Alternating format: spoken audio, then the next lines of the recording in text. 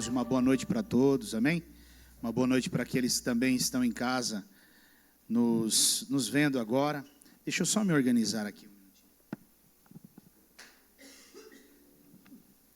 Antes de você se sentar, né, eu gostaria que você que trouxe a tua Bíblia, abrisse ela lá no livro de Efésios. Efésios capítulo 6. Efésios capítulo 6, versículo 12. Amém? Um texto bastante conhecido.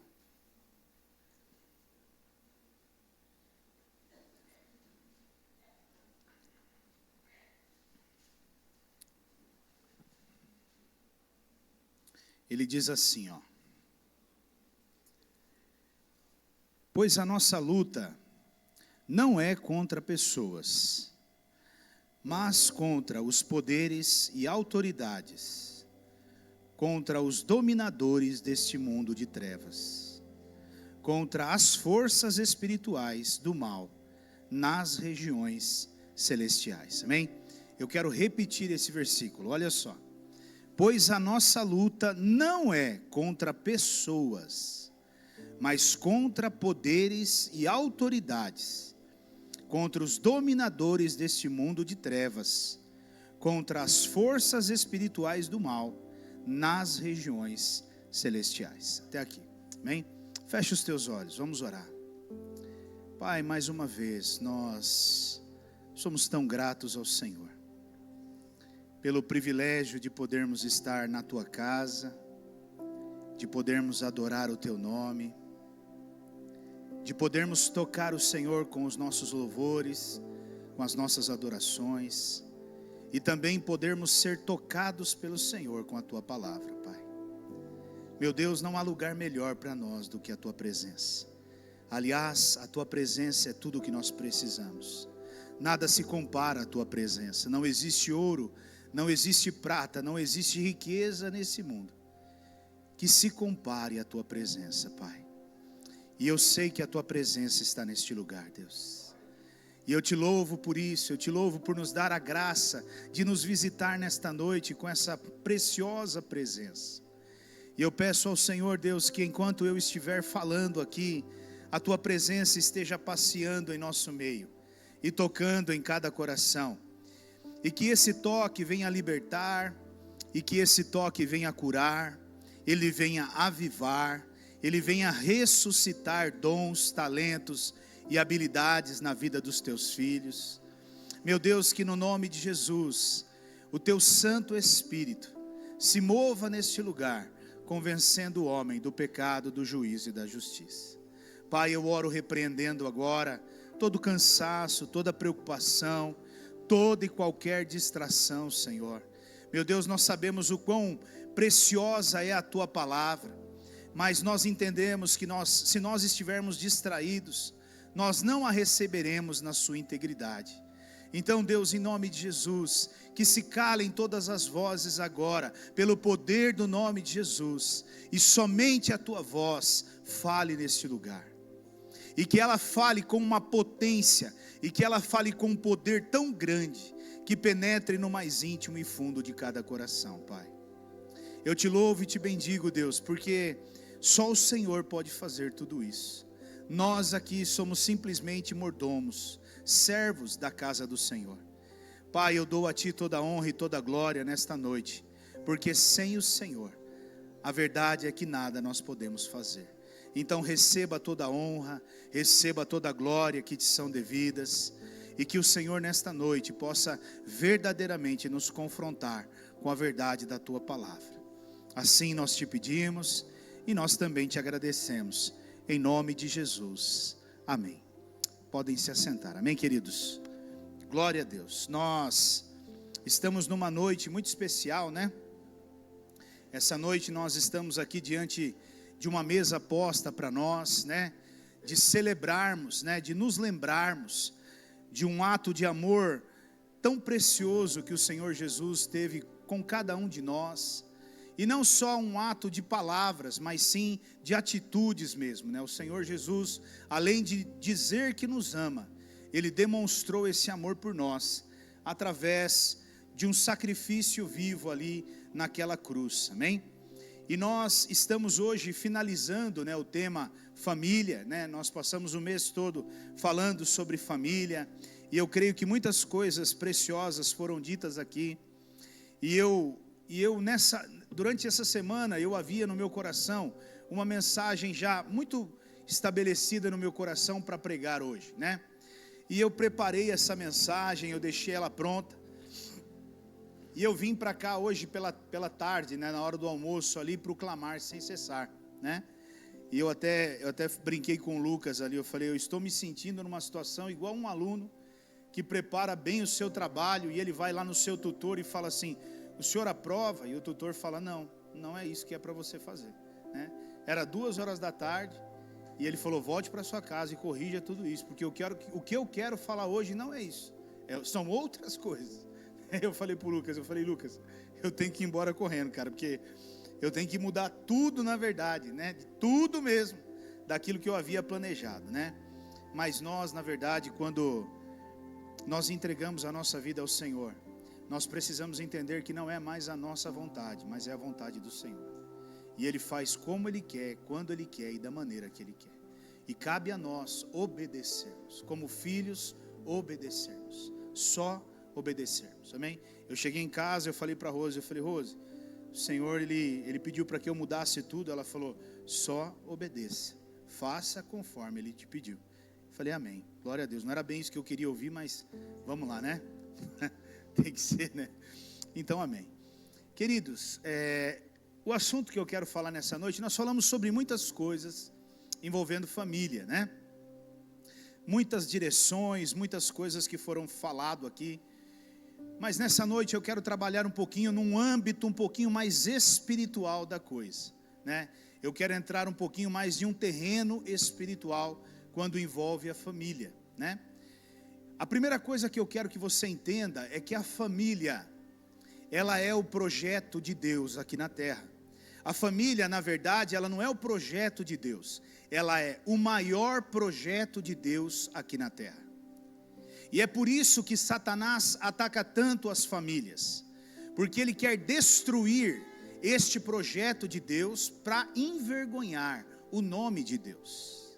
O que Satanás precisa é destruir as famílias, porque destruindo as famílias, ele vai buscar envergonhar o nome de Deus, dizendo, olha aí o que o Senhor criou, olha aí as famílias, o seu projeto aí na terra, olha o que virou o seu projeto aí na terra, olha o estado que está o seu projeto aí na terra.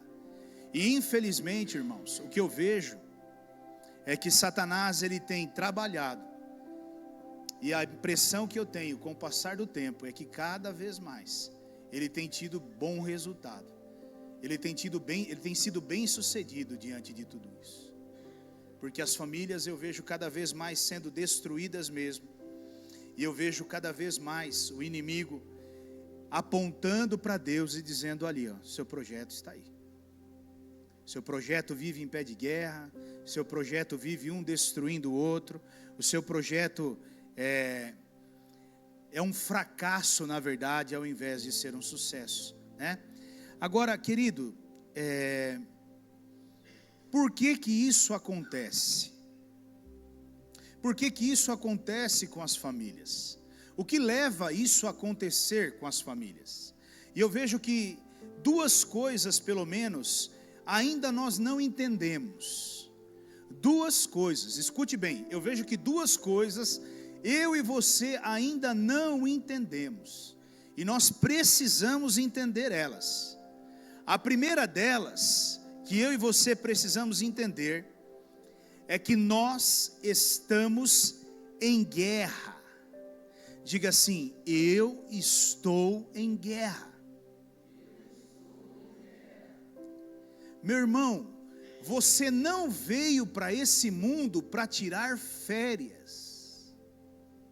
Tem muito cristão, tem muito crente que acha que esse mundo aqui é um lugar de férias, de passar férias, de desfrutar, de descansar, de estar tranquilo. Não, querido, esse lugar tem nome, e o nome dele é eternidade. É na eternidade que você vai descansar. É na eternidade que você vai ficar tranquilo. Porque lá não há choro, não há dor, não há problemas, não há frustrações, não há nada. Com o Senhor Jesus na eternidade, meu irmão, é um lugar perfeito. Mas aqui nessa terra, não. Nessa terra é um lugar de lutas, de batalhas, mas eu vejo que nós ainda não entendemos isso. E talvez você possa dizer assim para mim: como, pastor? Eu entendi sim. Entendeu? Quando um problema acontece na sua casa, qual é a sua reação? Se levantar ou murmurar? Se posicionar ou começar a reclamar? Qual é o nosso papel quando os problemas acontecem? Porque não se iluda, meu irmão. Nessa vida que nós vivemos aqui, o que mais acontecerá são problemas. E por que são problemas? Porque é através dos problemas que eu e você nos tornamos melhores. Todos nós, quando entramos por um problema, quando nós passamos por um problema, ao sairmos dele, nós saímos melhores do que nós entramos, mais maduros, nós saímos com uma visão diferente daquilo. Mas para isso, nós precisamos passar por problemas. Mas o que eu vejo é que a maioria, e eu não estou aqui também dizendo para você: meu irmão, fique feliz quando você está com um problema. Embora a palavra de Deus, lá em Tiago, diz que quando nós passamos por aflição, nós deveríamos o quê? Ficarmos felizes e não tristes. Mas não é bem isso que acontece. Muitos se desanimam, muitos jogam a toalha, muitos desistem, porque ainda não entenderam de fato, que nós estamos nesse mundo em guerra e não em férias. Você não está aqui de férias. Acorde, meu irmão. Nesse lugar aqui é guerra travada e vai ser até o último dia que você estiver aqui. Não se iluda, eu volto e repito, muitos vêm para a igreja com esse intuito: não, agora eu vou para a igreja, vou levar minha família para a igreja, e agora com a minha família na igreja vai ser uma bênção, porque agora nós não vamos ter mais problema lá. Meu irmão, você se iludiu, querido. Mas você está muito enganado disso, porque os mesmos problemas eles vão se levantar, e o propósito não tem a ver com destruir você, mas tem a ver com edificar você. Fazer de você alguém melhor, fazer de você alguém que seja cada vez mais parecido com Deus. Mas vamos ver um versículo, Vamos voltar nesse versículo que nós lemos no Efésios, capítulo 6, versículo 2, para que você possa entender melhor. Olha o que ele está dizendo: pois a nossa luta não é contra pessoas. Então aqui está claro, há uma luta declarada. Há uma luta declarada. E eu e você temos que entender que essa luta está declarada. Então, aqui não há um acordo de paz declarado. Não há, meu irmão. Com o inferno você não negocia. Com o inferno você nem vira as costas para ele. Você precisa se levantar e se posicionar contra ele. E nós temos que entender que a nossa luta, que existe uma luta e ela está declarada. Olha uma outra base bíblica para você entender também. 1 Pedro capítulo 5, versículo 8.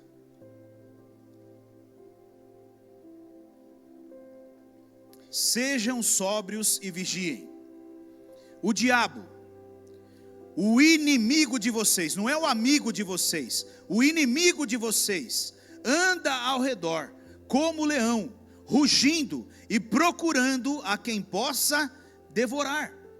Então está claro que nós temos um adversário, está claro que nós temos uma guerra declarada aqui.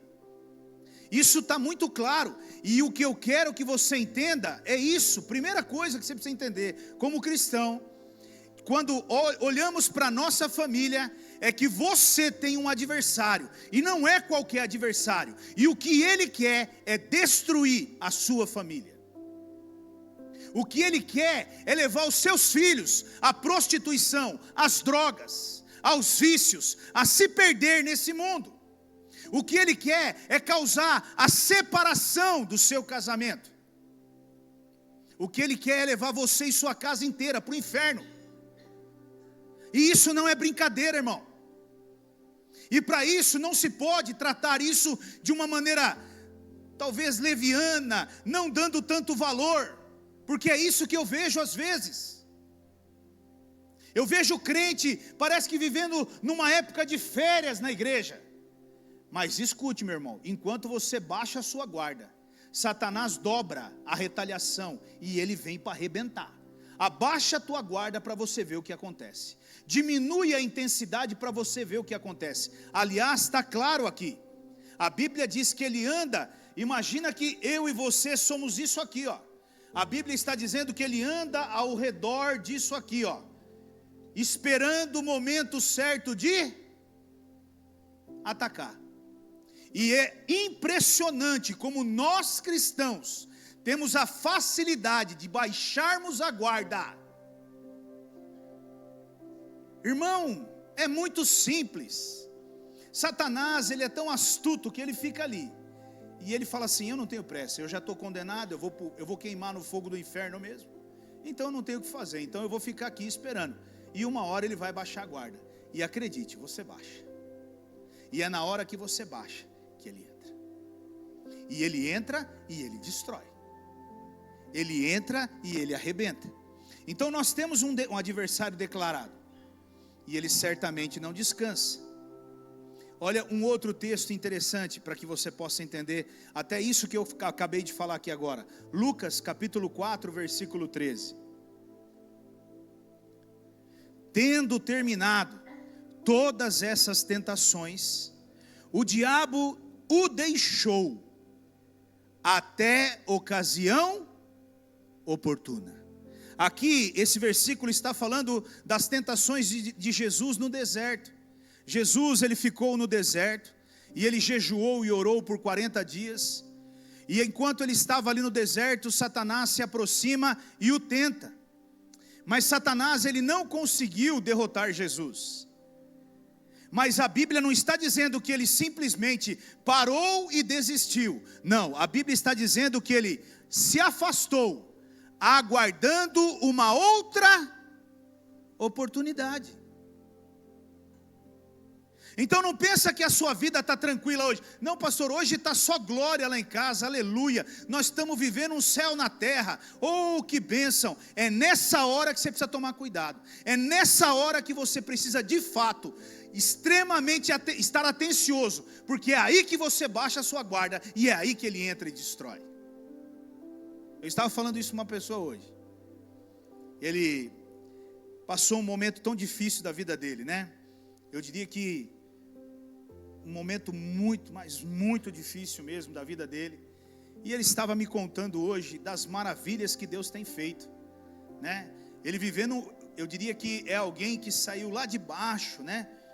E Deus fez com que novamente ele estivesse aqui em cima, né? Você vê como a vida ela dá ciclo, né? Ora a pessoa estava lá no vale e agora ela já está aqui no monte, né? E aí ele estava me contando tudo isso e feliz e dizendo todas as coisas, né? E aí eu falei para ele, rapaz, mas eu preciso fazer o meu papel de pastor. Eu sei que você está todo feliz, mas eu tenho que fazer o meu papel de pastor. E o meu papel de pastor é te alertar, cuidado, porque é nesse momento da tua vida que você vai baixar a sua guarda, porque está tudo muito bom. Talvez você não precise orar como você orou antes, talvez você não precise mais jejuar, porque agora as coisas estão dando certo, está tudo no caminho, está tudo perfeito. E é nessa hora, quando tudo está perfeito, irmão, que o inimigo ele entra, e ele arrebenta, porque nós baixamos a guarda. Acredite, você baixa a sua guarda. E o inimigo ele tem tranquilidade para não agir precipitadamente. Ele vai esperar a hora certa para entrar e atuar na sua vida, no seu casamento, na vida dos teus filhos, causando atritos dentro da sua casa.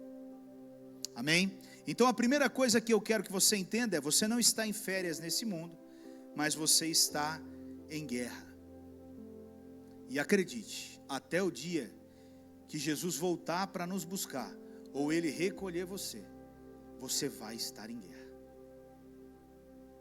Você vai estar em guerra, amém? Isso não tem a ver com patente, não tem a ver com título, não. O pastor tem, não existe isso. Todos nós somos iguais aos olhos de Deus. Todos nós temos o mesmo valor e a mesma importância para Deus. E o inimigo nos trata de maneira igual. E aí o objetivo dele para nós é um só: matar, roubar e destruir. Ele quer matar, roubar e destruir seus filhos. Ele quer matar, roubar e destruir sua família. Ele quer matar e roubar e destruir seus sonhos. Ele quer ver você destruído. Ele quer ver a sua família destruída. E infelizmente, dentro da igreja, isso não deveria acontecer. Mas o que eu mais ouço nesses últimos tempos são pessoas dizendo para mim: eu acho que eu vou me separar. Eu acho que chegou a hora de me separar. Como, meu irmão? Como? Como nós podemos fazer isso? Amém? E eu também não estou aqui julgando ninguém. Não é esse o propósito, porque nós entendemos que cada caso é um caso. Cada situação é uma situação. E existem várias situações que sejam difíceis e às vezes é necessário, enfim, não é isso que eu quero, mas o que eu quero que você entenda nessa noite é que você precisa proteger a sua família. Você precisa proteger a sua família. Veja, preste bem atenção. Todos nós já passamos por isso um dia na nossa vida. Eu acredito que todos, né? Eu vou falar com a geração ali mais, né? Embora eu seja nasci em 2006, então eu sou bem jovem ainda, aleluia. Mas, né, os que nasceram aí na fase dos, né, mais para baixo aí, glória a Deus, aleluia, né? Mas amém. Você talvez um dia, a sua mamãe já falou assim para você: filho, eu vou pôr o leite aqui para ferver, e você fica de olho para o leite não? Quantos aqui já deixou o leite derramar no fogão? Quantos aqui? Não, quantos aqui? Vai. Vamos ser sinceros, aleluia, né? Era como se a mãe falasse: eu vou pôr o leite aqui, vai brincar e deixa derramar no fogão. Isso aí, irmão, é uma coisa de louco, né? O leite, depois de derramado, não serve para mais nada. No meu caso era chinelada, né? Não sei no seu, mas no meu caso era chinelada. O que deveria ter sido feito antes? Deveria se ter estado ali prestando atenção da forma certa para que o leite não derramasse. E o que eu vejo hoje é que todo mundo espera o leite derramar para daí querer uma solução para a sua vida, para a sua família. Mas, meu irmão, tem horas em que a pessoa chega aqui comigo e fala assim: pastor, a situação está essa. Eu falo: meu filho, quanto tempo faz isso? Faz uns anos já, pastor. E agora você chegou aqui? Por que você não veio antes? Por que você não procurou antes, quando você percebeu alguma coisa que não estava bem? Por que você não buscou ajuda quando você notou que alguma coisa não estava legal? E você ia ver se isso ia acontecer. O problema é que a maioria de nós vemos, olha, preste bem atenção, nós ouvimos aqui na quarta-feira a Rose contando a história da ponte. A ponte, ela caiu porque as pessoas foram negligentes, elas sabiam que ia cair, mas ninguém fez nada. A mesma coisa é uma família. A gente olha e vê: isso aqui vai dar ruim, isso aqui vai dar ruim, esse negócio vai dar ruim, mas deixa quieto, eu não vou mexer. Está tudo certo, irmão. Você pode até não mexer, mas acredite, vai dar ruim. Mais cedo ou mais tarde vai dar ruim. Ou você começa de uma vez a resolver isso, ou você vai colher coisas ruins disso, amém? Uma segunda coisa que eu vejo que ainda nós não entendemos, eu vejo claramente que nós ainda não entendemos, e que eu e você temos que entender de uma vez por todas: o nosso adversário. Nós não entendemos ainda quem é o nosso adversário. Você não entendeu quem é o seu adversário. Primeiro, eu não entendi que eu estou em guerra. E segundo, eu não entendi quem é o meu adversário. Eu não consigo compreender ainda quem é o meu adversário. Agora escute: o teu adversário não é o seu marido, O teu adversário não é a sua esposa. O teu adversário não são seus filhos. O teu adversário não é o seu pai, não é a sua mãe. O seu adversário não são seus irmãos. E você pode até olhar para mim e dizer assim para mim: pastor, eu sabia disso. Sabia mesmo? E por que você está vivendo em pé de guerra dentro da sua casa então? Porque quem sabe que o seu adversário não é o marido, porque está brigando com o marido? Porque está brigando com os filhos? Porque está o quebra-pau generalizado dentro da casa? Porque nós não entendemos ainda que o adversário não são as pessoas, é o que está por detrás das pessoas. É espiritual, não é físico, não é natural. E nós brigamos o tempo todo, discutimos o tempo todo, porque estamos olhando para quem? Eu já falei para a Rose, toda vez que você ficar nervosa comigo, que o sapato está aqui fora, entenda, não sou eu, é o inimigo. Falei para ela não entende, irmãos. Eu não sei o que acontece, mas é algo forte, entendeu? É loucura. E quando ela tira e ela vê, já tem outro no lugar. É o inimigo de novo, ele está atuando, né? Meu Deus, né? Brincadeira.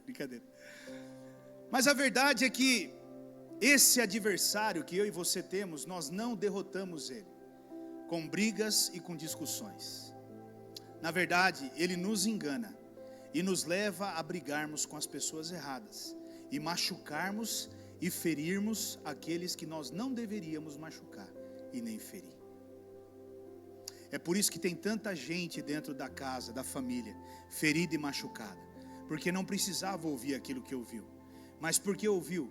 Porque talvez você não entendeu ainda quem é o teu adversário.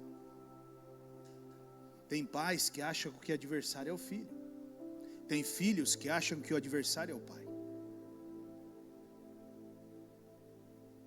Sabe, eu já tratei de muito jovem, por exemplo, né? Com problemas com o pai. E eram problemas graves. Na verdade, era uma raiva, muitas vezes ódio que tinha do pai. Mas quando você vai e leva ele a entender que o pai dele, na verdade, entregou para ele só o que ele tinha, ou o que ele recebeu, muda completamente. Porque a verdade, irmãos, é que muitas vezes nós não recebemos dos nossos pais amor, carinho, né? E os nossos pais, então, nem se fala, né? A nossa geração, lógico, tem os mais jovens aí, agora eu vou voltar para a geração que é a minha mesmo, mas a nossa geração, a geração dos nossos pais, irmãos, o negócio era muito mais bruto. Eu escuto eu lembro do meu avô com os meus pais, com meu pai, por exemplo, o negócio era bruto, irmão. O negócio era muito bruto, não tinha conversa não. Era espancamento mesmo e está tudo certo, e não abra a boca. Agora você imagina alguém que cresceu dentro desse ambiente, o que ele tem para oferecer? Ele é seco, ele não tem, porque ele não foi convertido ainda, então é só marcas, machucados, feridas, e é assim. Então muitas vezes nós entendemos isso, sabe? Eu não acredito mesmo que exista alguém que queira o mal de alguém, mas eu acredito sim que existe uma influência maligna que leva pessoas a querer o mal dos outros. E nós precisamos estar muito atentos a isso, amém? Então esse adversário que nós temos, nós não destruímos ele com brigas, com discussões. E como nós fazemos para derrotá-lo? Como você derrota esse adversário que quer acabar com a sua família? Primeira coisa que você precisa, primeira arma que você precisa usar, a palavra de Deus. A palavra de Deus. Eu tenho que usar a palavra de Deus. Pastor, por que a palavra de Deus? Olha o que está escrito lá em Romanos 10:17.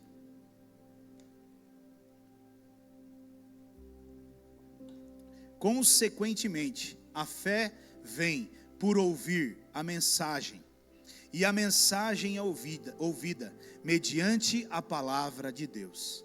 Meu irmão, a palavra de Deus é que gera fé no meu coração. Eu preciso pregar para mim mesmo. Eu preciso ter o bom hábito de pregar para mim. Assim como o salmista no Salmo 103, ele prega para ele mesmo dizendo: bendiga ao Senhor, ó minha alma, e não te esqueça de nenhum dos feitos que Deus te deu. Bendiga ao Senhor, ó minha alma. Ele vai dizendo, é Ele. Ele não está dizendo para os outros, ele está dizendo para ele mesmo. É Ele quem perdoa as suas doenças. E é Ele quem perdoa os teus pecados e cura todas as suas doenças. Aí ele diz para ele de novo, é Ele quem te resgata da sepultura e te coroa de bondade e de justiça. É Ele que enche a sua existência de bens. O que é isso, senão alguém pregando para ele mesmo? Porque, meu irmão, é isso que nós precisamos, gerar fé no nosso coração. E o que eu mais vejo, me perdoem, mas essa é uma geração de crentes incrédulos. Sabe por que Jesus não cura mais cegos? Sabe por que Jesus não faz mais coxos andar? Sabe por que Jesus não muda mais a história de pessoas? Porque a incredulidade está instaurada no coração das pessoas. E por que essa incredulidade ela está instalada no coração das pessoas? Porque as pessoas estão cada vez mais longe da palavra de Deus. E quanto mais longe você estiver da Bíblia, quanto mais longe você estiver das promessas de Deus, quanto menos você pregar para você, mais incrédulo você vai se tornar. E isso não importa quem, aonde você esteja e o lugar que você ocupe, é natural. Quantos aqui tem dor de cabeça e ora a Deus pedindo para Deus tirar? E quantos aqui toma na dor? Nem levanta a mão. Melhor não levantar a mão. Quantos aqui, quando estão diante de uma enfermidade, oram? E outros já saem correndo atrás de médico. Não tem como Deus agir, meu irmão. Porque Deus vai agir de que forma? Se a incredulidade está instalada dentro do nosso coração. Eu vejo a igreja nesses tempos como uma igreja incrédula. Sabe por que Jesus, quando ele chega para curar aquela menina, ele expulsa todo mundo de dentro daquela casa? Porque estava cheio de incrédulo ali. E se aqueles incrédulos ficassem ali, sabe o que aconteceria? Nada. E Jesus, ele foi ali com o objetivo de curar aquela menina, e ele botou todo mundo para correr, e ele falou, aqui só vai ficar o pai e a mãe da menina, e nós vamos orar. Se hoje eu dissesse aqui, chegasse aqui um cadeirante aqui, eu dissesse aqui, nós vamos orar e esse homem vai sair daqui andando hoje. Quantos ali diriam para mim assim, amém pastor, nós estamos juntos e vamos orar, agora o pau vai comer aqui, e nessa igreja o fogo vai descer, esse irmão vai sair andando aqui. A maioria ia olhar e falar assim, nossa, faz uma ligaçãozinha e chama lá os caras do hospital de louco ali do bairro da Mina, que o pastor endoidou, tá doido. Já pode levar, põe a camisa de força e pode levar ele. Estou falando sério, irmão, isso é real. Olha o nível de incredulidade que as pessoas chegaram. Como você quer que a sua família seja transformada, se você não crê no poder de Deus? Como que você quer que a sua família seja restaurada, se você não crê no poder de Deus? Se a palavra de Deus não está no seu coração, abra a sua Bíblia e leia quantas promessas Deus tem para a sua família. Quantas promessas Deus tem para a sua família. E tome posse dessas promessas e comece a orar e declarar ela na sua casa. Encha o teu coração, tire da sua mente e coloque dentro do teu coração essas verdades e comece a determinar e comece a declarar, não, a minha família, a Bíblia está dizendo que ela vai servir ao Senhor, e se Deus está dizendo, ela vai servir. Eu não aceito mais viver esse tipo de coisa. Não, meu irmão, a incredulidade está instalada no teu coração, e acredite, isso nada mais é do que um ataque espiritual. Isso nada mais é do que uma investida do maligno para fazer com o teu coração, para fazer com que o teu coração fique incrédulo, e ele fica.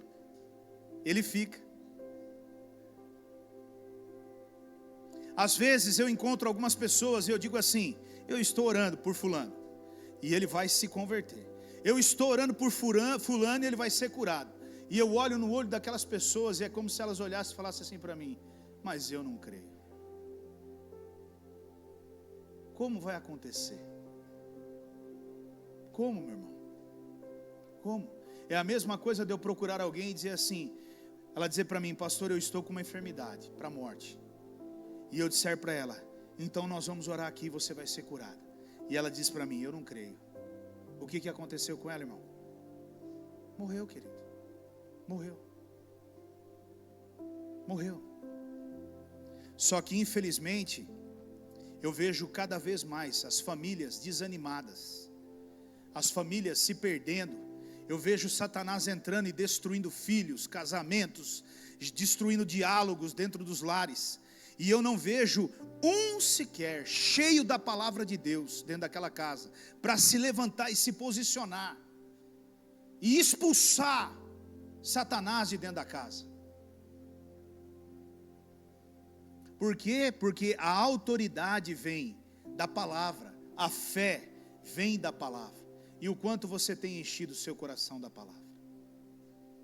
O quanto, meu irmão? O quanto você tem enchido o seu coração da palavra? O quanto tem queimado aí dentro de você a Bíblia, as promessas de Deus? Porque acredite, querido, naquele momento em que Jesus estava no deserto, o que fez com que ele derrotasse Satanás não foi nada além do que a própria palavra de Deus. Satanás o atacava e ele respondia com a palavra. Você vai ser atacado, eu vou ser atacado.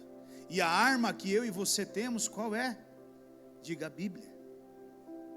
E a minha pergunta para você é: quanto dela você usou essa semana? Quanto dela você colocou para dentro de você essa semana? Quanto dela você tirou daqui e encheu aqui essa semana? Quanto? Quanto, meu irmão? Quanto? Quanto? Porque é isso que vai determinar o seu nível de fé. É o quanto você coloca de palavra dentro do teu coração. Agora, o quanto você colocou de rede social no teu coração. O quanto você colocou de TikTok no seu coração. O quanto você colocou dessas frasinhas de efeito da internet no seu coração. Meu irmão, não é isso que salva, não. Meu irmão, não é isso que vai te gerar fé, não, querido. É a palavra de Deus. E eu também não me levanto contra nada disso. Cada um faz o que quiser da sua vida. Mas o que eu estou dizendo para você, escute bem. Eu estava quinta-feira em Votorantim e surgiu uma conversa lá em Votorantim sobre ouvir Deus. E houve muitos comentários lá sobre ouvir Deus. E eu estava só ouvindo, irmãos. E eu ouvindo. E os comentários vindo. Só faltou praticamente sair isso aí.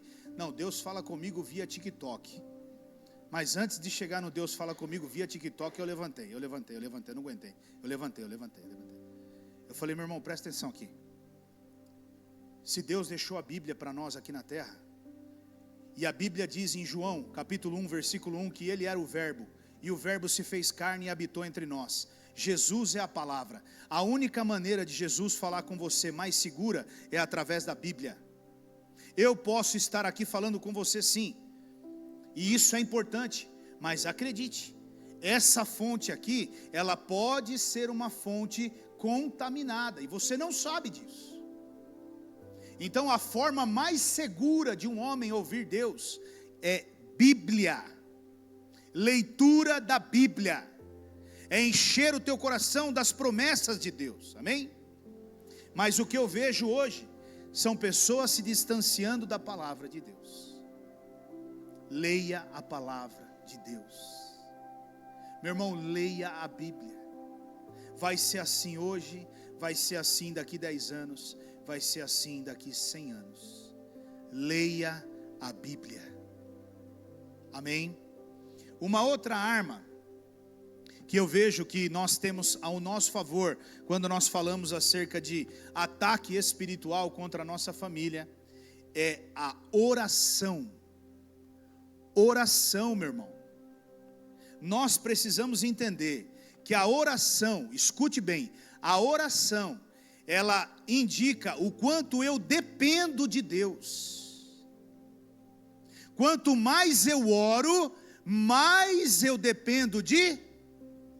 Quanto menos eu oro, menos eu dependo de Deus. Então a oração é que vai mostrar o quanto eu dependo de Deus. Então se eu estou passando por um ataque espiritual, se Satanás tem se levantado na minha casa, se a minha casa está debaixo de um ataque espiritual, as brigas estão acontecendo, coisas absurdas estão acontecendo na minha casa, o que eu tenho que fazer, meu irmão? Orar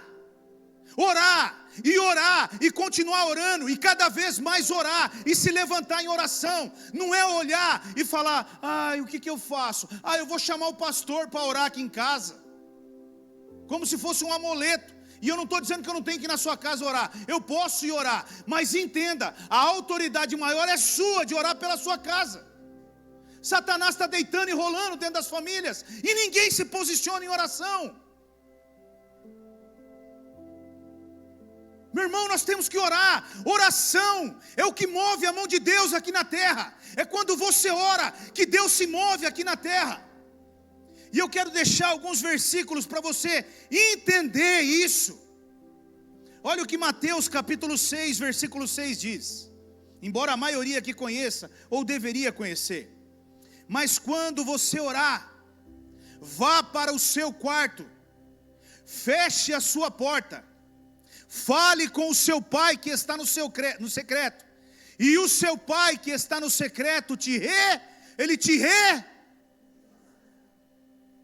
É aqui que eu quero que você entenda. Ele não está dizendo que talvez ele vai me recompensar. Ele está dizendo que quando eu entro no meu quarto, eu fecho a porta e eu falo com o meu Deus, o que o meu Deus faz? Meu irmão, se orou, está resolvido. Se orou, Deus vai te recompensar. Se orou, já está o sim ali. Você entende isso? Não, porque se você entendesse, o principal lugar da sua vida era o altar de oração. Mas não. Eu estou com problema financeiro, o que eu faço, pastor? Eu não oro, eu vou falar com o gerente do banco e saio de lá com empréstimo. Isso é solução? Não, isso não é solução. Isso é um problema em cima de um problema, porque isso vai estourar. Não faz sentido, meu irmão. Orar é crer que Deus vai se mover. Orar é crer que Deus já ouviu a sua oração e Ele vai entrar com uma intervenção. Mas para isso, meu irmão, nós precisamos orar. Então entenda, são palavras-chave. Se você entra no seu quarto e você fala com Deus, você já foi recompensado. Você crê nisso? Não, você crê mesmo? Se você crê, ora. Se você crê, ora.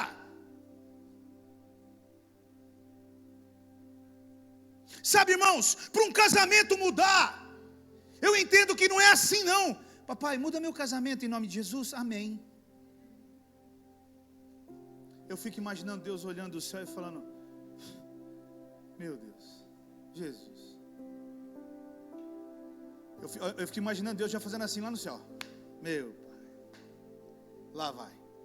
Irmão, não é assim não, querido. Você está lutando com um adversário que já levou muitos para o inferno.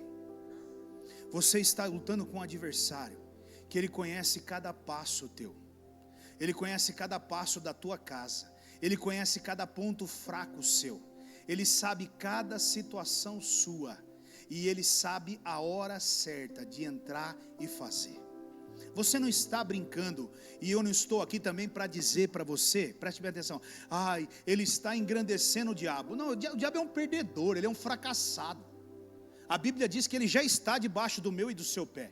A questão é que eu e você temos que entender que maior é aquele que está em nós do que aquele que está no mundo. Porém, só dizer isso não é o suficiente. Maior é o que está em nós do que aquele que está no mundo. E o que significa isso? Você não ora, você não pede a Deus, você não busca a Deus. A sua casa está passando por lutas. E o que você está fazendo? Olha um outro versículo. Marcos 11, 24. Portanto, eu lhes digo, tudo o que vocês pedirem em oração, creiam que já o receberam, e assim lhes... Se eu orar, e eu crer que eu já recebi, o que aconteceu? Já está feito. Já está feito. Pai, no nome de Jesus, converte o meu marido. E eu creio que ele está convertido. O que aconteceu? O que aconteceu? Já converteu. Mas qual que é o meu problema e o seu? Nós somos esse tipo de crente, tá? Nós somos esse tipo de crente. Me perdoem, mas nós somos. E eu me coloco no meio dessa jogada. Não estou te acusando, não. Eu estou no meio do balaio. Nós somos o tipo de crente o seguinte: Pai, no nome de Jesus, aleluia. Oh Deus, cura, Pai, em nome de Jesus, essa dor de cabeça maldita, eu repreendo ela agora, em nome de Jesus. Sai da minha vida, em nome de Jesus. Isso, aleluia. Aí ele sai, vai lá no armário, pega o anador e toma. Essa é a nossa geração. Mas eu acho que eu vou tomar 2, porque um só não vai resolver. Mas vou pegar um Dorflex também, que eu acho que é melhor. Isso, agora sim, agora vai ficar bom. E eu fico imaginando Deus olhando lá de cima e falando: esse é um brincalhão, cara. Esse é um brincalhão. Meu irmão, se você orou e creu, é seu. E isso é demais quando o seu coração entende isso. Olha um outro versículo, João capítulo 14, versículo 13 e 14. E eu farei o que vocês pedirem em meu nome, para que o Pai seja glorificado no Filho. O que vocês pedirem em meu nome,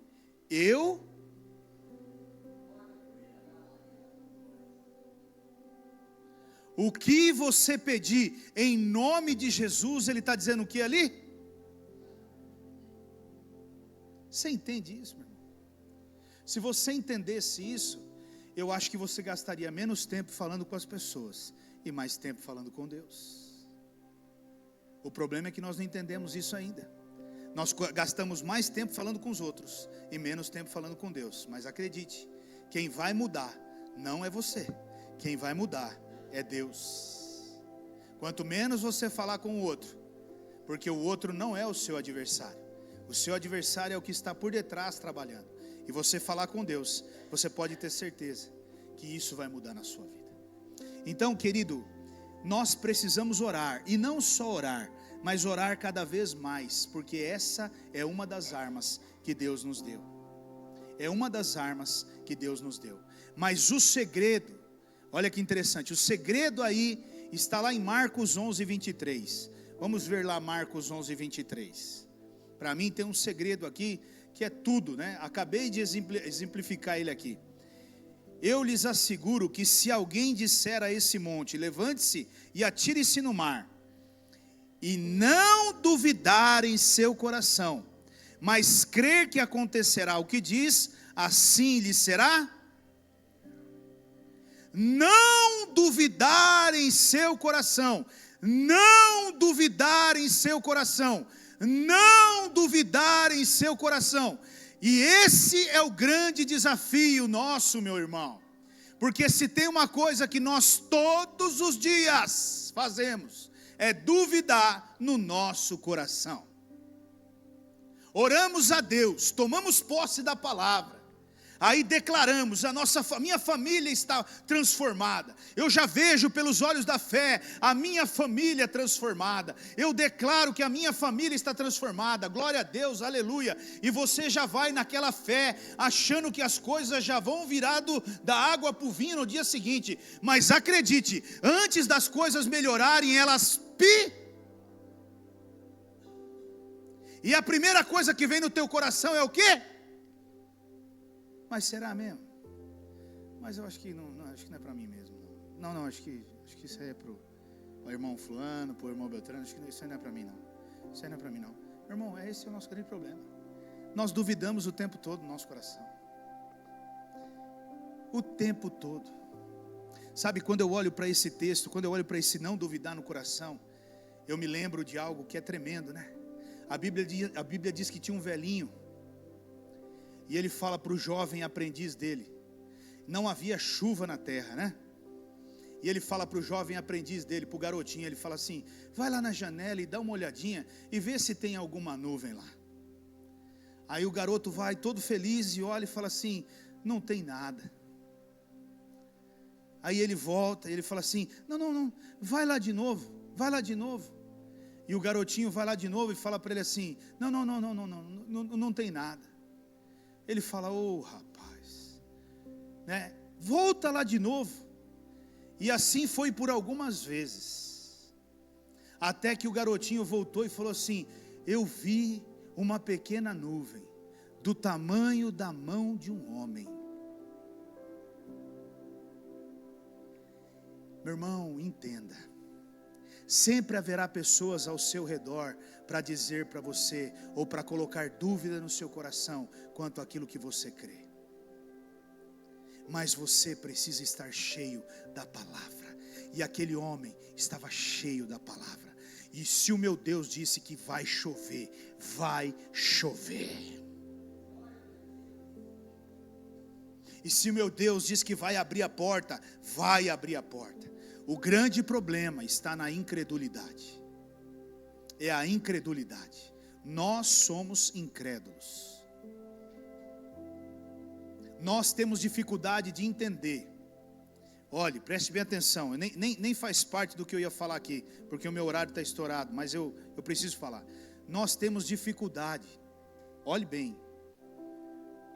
A Bíblia diz que quando você for orar, você entra no teu quarto, você fala com o teu pai que está no secreto, e o teu pai que está no secreto, ou que te vê no secreto, ele te recompensará, ok?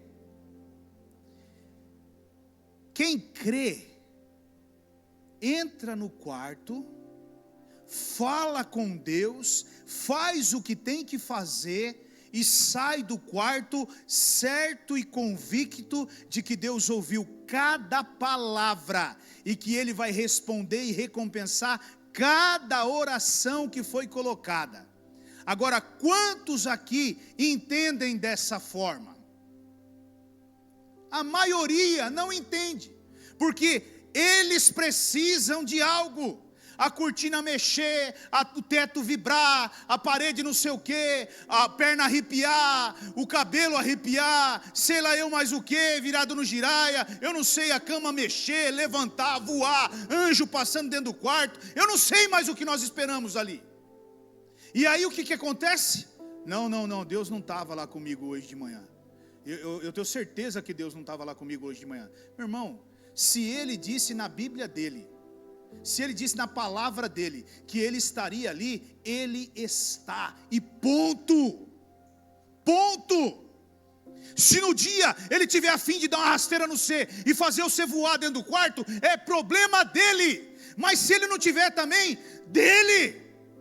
Se um dia Ele quiser dar uma voadora no seu peito e jogar você no canto da parede, legal. Mas se no outro dia Ele nem se mexer, legal também. Tem dias em que eu entro na presença de Deus, que eu vou falar para o seu irmão, é doideira. O Satanás já me pega na porta do quarto. Você vai entrar aí mesmo? Deus nem está aí, rapaz. Você é louco. Deus nem quer falar com você hoje. Eu já repreendo logo o capeta. Sai daqui, capeta. E eu já vou para dentro do quarto. E aí você começa a orar, irmãos. Pensa no céu de bronze, mas não sai nada, não acontece nada. Aí você põe um louvor, aí você põe 2 louvor, aí você tenta achar um louvor que mexe com o seu coração, nada mexe, o negócio é doido, e você fica ali, você fala, rapaz do céu, eu vou ficar quieto, Deus não fala, eu vou falar, Deus também não fala. Você fala, pelo amor de Deus, está tudo certo. Mas uma coisa, meu irmão, eu entendi, Ele continua sendo Deus, independente do que aconteça lá dentro. Mas uma coisa eu sei, quando eu abro a porta e eu saio, eu sei que Ele me ouviu, e Ele vai me recompensar, sem sombra de dúvidas. É por isso que quando eu olho para determinadas pessoas ou situações, eu digo, vai acontecer. A pessoa olha para mim e fala, ele é loucão mesmo, né? Tadinho. Isso. E eu queria que você fosse loucão igual eu. de verdade. Talvez se nós andássemos um pouquinho mais perto, você ia ver o que é louco. Ainda você não viu o que é louco. Você vai orar comigo para tu ver o que é louco, né? Apesar que ultimamente eu estou bem bonzinho, né, lá em casa, né? Os vizinhos nem sabem que eu estou orando mais, mas está tudo bem. Mas é isso que eu quero que você entenda. Meu irmão, essa incredulidade tem que sair do teu coração. Você precisa orar, você precisa buscar pela sua família, você precisa crer mais nos milagres de Deus para a sua família. Você precisa crer que quando você ora, a mão de Deus se move aqui na terra, e ela se move, meu irmão. Você precisa orar e orar com toda a força e toda a intensidade. Você tem orado? Você tem usado essa arma? E uma terceira e última arma que Deus nos deixou, o jejum. O jejum, amém? Olha o que a palavra de Deus diz lá em Jonas, capítulo 3, versículo 4 até o 10. Jonas entrou na cidade e a percorreu durante um dia, proclamando: daqui a 40 dias Nínive será destruída. Olha isso. Os ninivitas creram em Deus, proclamaram jejum, e todos eles, do maior ao menor, vestiram-se de pano de saco. Quando as notícias chegaram ao rei de Nínive, ele se levantou do trono, tirou o manto real, vestiu-se de pano de saco e sentou-se sobre cinza. Então fez uma proclamação em Nínive, por decreto do rei e de seus nobres: não é permitido nenhum homem ou animal, bois ou ovelhas, provar alguma coisa, não comam nem bebam. Cubram-se de pano de saco, homens e animais, e todos clamem a Deus com todas as suas forças. Deixem os maus caminhos e a violência. Talvez Deus se arrependa e abandone a sua ira, e não sejamos destruídos. Versículo 10. Deus viu o que eles fizeram e como abandonaram os seus maus caminhos. Então Deus se arrependeu e não os destruiu como tinha ameaçado. Veja, querido, eu não sei se você consegue entender o que está acontecendo aqui, mas o que acontece é que muitos de nós queremos uma mudança na nossa casa. Muitos de nós queremos uma transformação na nossa casa, vivendo a mesma vida que nós vivemos, sem pagar nenhum preço. Meu irmão, o que nós estamos falando aqui é que um povo se levantou e se humilhou diante de Deus, pagando o preço que fosse. E nós não estamos dispostos a isso. Você quer que a sua família seja salva, você quer que a sua família seja transformada, então se levante e pague o preço por ela. Ore, jejue, quantas vezes for necessário, lute por ela, não desista dela, não desanime dela. Mas o que nós queremos é que Deus faça coisas sobrenaturais, fazendo a mesma coisa que nós fazemos todos os dias. Nossa, pastor, eu estou orando muito nesses últimos tempos. Meu irmão, e como que está a sua oração? Eu oro todos os dias quando eu acordo por 5 minutos pela minha família, pastor. Meu irmão, você está de brincadeira, né? Desculpa, eu não estou menosprezando ninguém, mas alguém que quer ver sua família transformada, orar 5 minutos por dia, acha que vai acontecer alguma coisa? Você tem que mexer com Deus. Você tem que mover a mão de Deus, você tem que chamar a atenção de Deus, as suas atitudes têm que chamar a atenção de Deus. As tuas atitudes têm chamado, o teu posicionamento tem chamado. Na verdade, meu irmão, escute bem o que eu vou dizer para você. Sabe o que eu vejo nesses últimos tempos? É que quando as coisas vão se apertando mais, sabe qual é a primeira atitude, posicionamento que as pessoas têm? E para isso elas têm: eu vou me separar. Aí é um posicionamento. Aí é duro, aí é firme, aí é determinado, e pisa duro, e eu vou, e está resolvido. Agora, para o contrário, não vou me separar e vou mudar a história da minha família, aí não tem posicionamento. Aí é cansativo, aí é pesado, aí é muito difícil, e o fardo é muito grande. Meu irmão, a decisão é sua, querido. Ela não é minha. Eu luto pela minha família. Eu batalho pela minha família. E eu estou aqui nessa noite dizendo a você, se você não batalhar pela sua, se você não levar a sério isso que eu estou dizendo para você aqui, você corre o risco grande da sua casa ser destruída. E quando você vê, não tem mais o que fazer.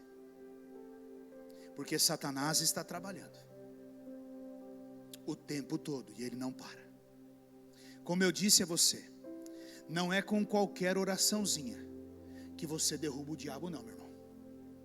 Não é com qualquer posicionamentozinho que você derruba o diabo não. Você vai precisar, e muito, se posicionar. Você vai precisar muito se tornar um homem de Deus, uma mulher de Deus. Você vai precisar ser alguém que tem a Bíblia na ponta da tua língua o tempo todo. Mas para isso tem um preço. Você está disposto a pagar? Porque se você não pagar, talvez você vai ver os seus filhos sendo destruídos pelo maligno. A sua próxima geração sendo destruída por isso. Porque você não se posicionou. E eu aqui não estou falando para você, espere os outros, não, faça você, se posicione você, lute você. Sabe, eu não tenho dúvidas, eu vejo aqui claramente assim, por tempo, pelo fato de nós estarmos caminhando juntos, como é nítido, quando Satanás ele parte para cima de uma família, ele começa a atacar. É impressionante, irmão. Tem dias em que você olha e fala, nossa, minha casa está em paz. Mas tem horas em que eu estou conversando com uma família, eu falo, olha, vocês estão debaixo de pleno ataque do inferno. É nítido para mim. E eu volto e repito, o inimigo, ele trabalha. Ele pega o marido e leva o marido para fazer uma determinada coisa, a mulher para uma determinada coisa, os filhos para uma outra coisa. Está entendendo? São coisas bobas, irmãos. Preste bem atenção, é bobo. O cara nunca gostou de futebol, de repente o cara resolveu jogar bola. Vou jogar bola. Mas não sabe nem chutar bola, Jesus Cristo. Mas vou jogar bola. Isso é normal? É a mesma coisa de eu chegar em casa e falar para minha mulher, eu vou jogar tênis. Eu não sei nem pegar na raquete, irmão. Mas eu vou jogar tênis. Aleluia. A partir de hoje eu vou jogar tênis. Já pode pôr a mão na cabeça com óleo e vir repreendendo com os 2 pés no peito. Porque isso é o capeta puro. Eu jogar tênis? Meu irmão, malemar, eu estou jogando tênis lá na porta de casa, só. É malemar isso aí. Mas tudo bem. Aí eu faço bem. Mas tudo bem. Irmãos, tem coisas que você precisa parar para pensar. A gente não tinha o hábito de assistir tanta televisão. De repente agora em casa é só televisão. Antigamente a gente não discutia tanto, mas agora só discussão. Ninguém se entende nessa casa. Parece que um fala uma coisa, o outro já retruca do lado de lá e pau. Você acha mesmo que isso é normal? Não, querido. Isso é o próprio Satanás trabalhando dentro da sua casa para fazer com que a sua família se afaste uns dos outros e com calma, muita calma, ele faça o plano dele acontecer dentro da sua casa. Mas se houver uma casa que jejua, se houver uma casa que ora, se houver uma casa que é cheia da palavra, quando um movimento sequer acontecer, você olha e fala, eita, olha o Coscobel entrando ali, ó. Chegou. Chegou. Mas já pega as suas coisas e vaza. Ele nem sequer tem coragem de encarar, meu irmão. Porque o diabo, querido, ele não inova, né? Lá atrás, quando nós olhamos, quando Jesus nasceu, e ele soube que Jesus havia nascido, o Salvador do mundo havia nascido, ele não esperou Jesus crescer e se desenvolver e se tornar o Jesus Power, para vir para cima dele. O que ele fez? Ele mandou matar todas as crianças pequenas, para ver se no meio ele catava Jesus e ó, porque ele é assim, porque ele sabe que se ele catar um crente, raiz, que ora, que jejua, sabe o que vai acontecer? Caiu, simples assim, caiu. Às vezes a gente vai orar em alguns lugares, fica, pastor, chega aqui, meu Deus, o demônio está voando lá dentro da casa, pastor. Ai, agora ele vai pegar todo mundo, pastor, não sei o que, não sei o que lá. Ai, nossa, vai pegar mesmo, vai. Ele vai pegar todo mundo, vai.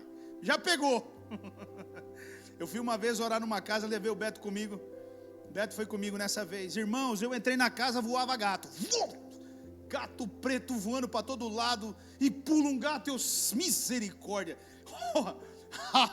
A hora que eu olhei o Beto na porta, irmão, o bicho estava parado na porta, ele parecia um branco olhando para mim, branco, tipo assim, ó, branco. Eu falei, ó o meu guerreiro, ó o meu valente lá na porta, lá esperando para autorar. E gato voando para tudo quanto é lado, irmão, né? Aquele dia até eu fiquei assustado. Eu falei, gente do céu, cara, nunca tinha visto gato voar, né? Eu falei, mas agora eu não sou muito chegado nos gatos também. Eu falei, então agora o pau vai torar aqui dentro. Nós vamos morar aqui, os gatos vai voar pela janela e foi bênção, aleluia. Quando você está em Deus, e preste bem atenção, isso não tem a ver com pastor, apóstolo, semideus. O que mais aí que tem aí? Sei lá, hoje tem tanta coisa, né? Quase que o semideus está aí já chegando já, o semi-Jesus, né? Esse é o semi-Jesus. Então, esse tipo de coisa não muda nada. Se você for um homem, uma mulher de Deus, a autoridade de Deus está sobre sua vida. E Satanás não toca. Amém? Satanás não toca. Último versículo. Mas, Mateus 17, 21.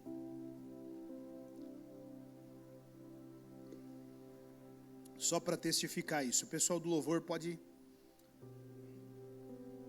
Olha o que ele diz, ó. Mateus 17, 21. Mas essa espécie só sai pela oração e pelo jejum. Aqui os discípulos, eles haviam ido expulsar demônios de um homem, e eles não conseguiram expulsar aquele demônio. E aí eles voltaram para Jesus e perguntaram para Jesus, Jesus, por que nós não conseguimos expulsar o demônio dele? E a resposta de Jesus para eles é essa: esse aí só sai através do jejum e da oração. Então tem coisas, meu irmão, que é através do jejum e da oração. E não é brincadeira, não. Você na sua casa tem que orar e jejuar. Você que é maduro, você que é um homem, uma mulher de Deus, jejue e paga o preço pela sua família. Se levante em oração. Se levante, se posicione diante da sua casa. Determine. Eu contei há tempos atrás aqui a história de um pastor, hoje é um pastor, do pastor Augusto, um garoto que se entregou a Jesus e converteu a família dele inteirinha. Ele ganhou a família dele inteirinha para Jesus. Como que um garoto ganha uma família inteira para Jesus? Porque ele se posicionou, ele decidiu, eu e a minha casa nós vamos servir a Deus, e ele pagou o preço que foi. Eu sei que não é fácil, eu não estou falando aqui de coisas fáceis. Mas o que eu estou dizendo a você é que se você não se posicionar, você vai ver a sua família correndo o risco de ser derrotada. E não há o que fazer depois. A decisão é sua. Amém? Feche os teus olhos. Nós estamos passando por um momento da ceia. Sabe, meu irmão, eu não sei o que tem passado pelo teu coração. Eu não sei as decisões que você tem tomado. Eu não sei o que tem influenciado o teu coração. Mas o que eu quero dizer para você nessa noite é que Deus te deu tudo o que você precisa para fazer da sua família uma família abençoada. Deus te deu. Aliás, Ele diz que está com você todos os dias, te segurando pela mão e te ajudando nas tuas dificuldades. Mas a parte dele Ele faz. Agora cabe a mim e a você fazermos a nossa. Enquanto a Santa Ceia vai ser ministrada,